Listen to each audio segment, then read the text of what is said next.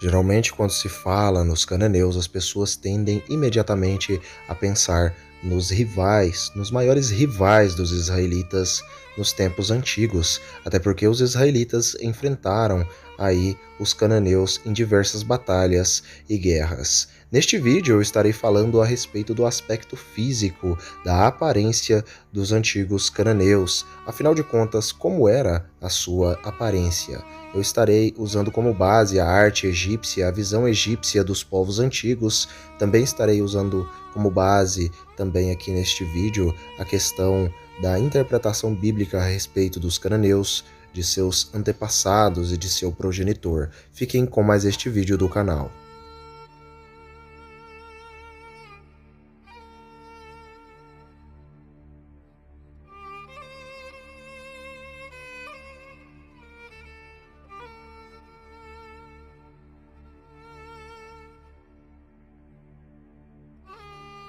No ano de 1900 a.C.,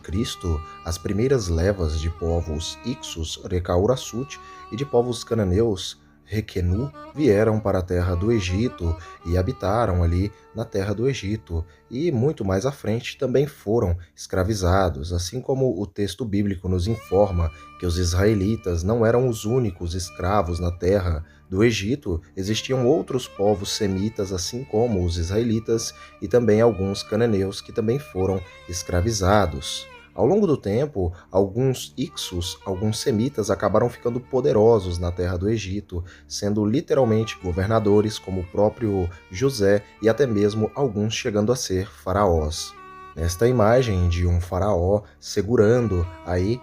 os três tipos de pessoas, os três tipos étnicos de povos que habitavam na terra do Egito, nós podemos ver um que tem o mesmo tom de pele aí dos egípcios, no caso era um cananeu, um cuxita negro e também um semita ao lado. Segundo as escrituras sagradas, os cananeus, o próprio Canaã, era um dos filhos de Cam, e Cam foi o progenitor dos povos africanos, dos povos negros africanos, através de seu filho Cuxi, de seu filho Misraim, que deu origem aos egípcios, entre outros povos do norte da África na antiguidade, e também foi pai de Puti, que também foi pai de uma grande parte dos povos africanos. Assim como nós sabemos que Cam, o seu nome faz referência da cor de algo queimado, um tom de pele retinto, e Cuxi significa literalmente preto, nós sabemos que ele, portanto, é o pai, através das tradições semíticas antigas judaicas, nós sabemos que ele é o pai dos povos africanos. Portanto, os cananeus, eles também tinham um tom de pele mais amarronzado, mais para o rumo do mulato. Não só biblicamente isso é provado, mas também nas esculturas egípcias antigas retratando os povos de Canaã, os cananeus que vieram ali para o Egito, muitas das vezes para prestar tributos aos faraós e também ficarem ali junto com os ixos, semitas, arameus, assírios, entre outros povos que estavam ali no Egito. Os cananeus eles se destacavam, até porque os cananeus nativamente, originalmente, eles tinham um tom de pele bem semelhante ao tom de pele original dos antigos egípcios, como nós podemos ver nesta imagem aí de um cananeu aí carregando este pote de ouro. Este é um cananeu, não é dito na imagem a respeito de qual povo de Canaã ele pertencia, mas muito provavelmente ele era um cananeu da parte dos heteus. Portanto, os cananeus originais, nativamente, eles eram do pardo ao tom de pele mais amarronzado, a um tom de pele bem semelhante ao mulato.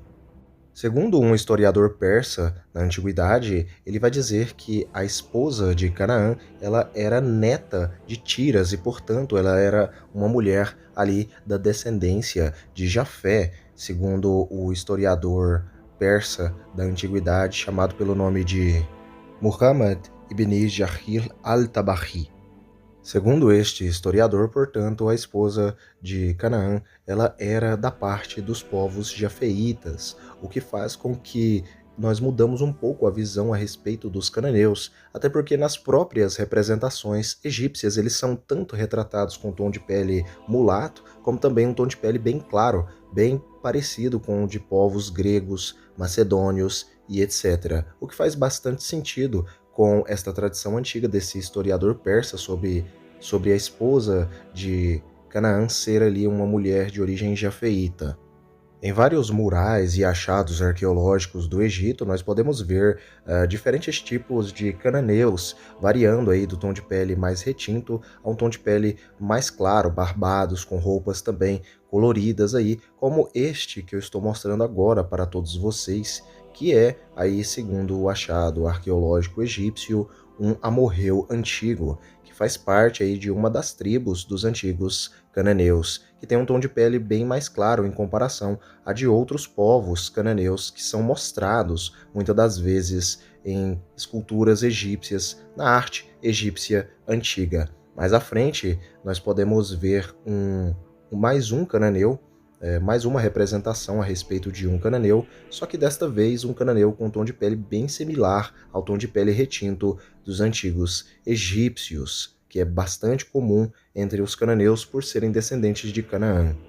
Um fato muito interessante a respeito dos cananeus, também chamados pelo nome de fenícios, é que os fenícios, os próprios cananeus, eles eram exímios navegadores, e eles, por serem exímios navegadores, ótimos navegadores, eles navegavam muito nos mares e acabavam a encontrar outros povos, como por exemplo os jafeitas. Por conta deles navegarem muito para os lados do mar Egeu, eles acabaram se misturando etnicamente com alguns povos do mar Egeu. Exatamente entre estes povos estavam os macedônios, as tribos gregas antigas que viviam naquela região, entre outros povos que também viviam naquela região, como os antigos descendentes dos romanos, os proto-romanos, por assim dizer. É muito importante nós não esquecermos das miscigenações que os povos cananitas tiveram aí com os povos do Mar Egeu, que eram descendentes de Jafé. Por conta disso, muitos deles aparentavam ter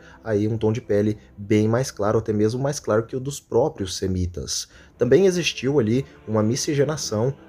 na parte da Mesopotâmia, também com alguns povos de origem semítica, e os cananeus também ali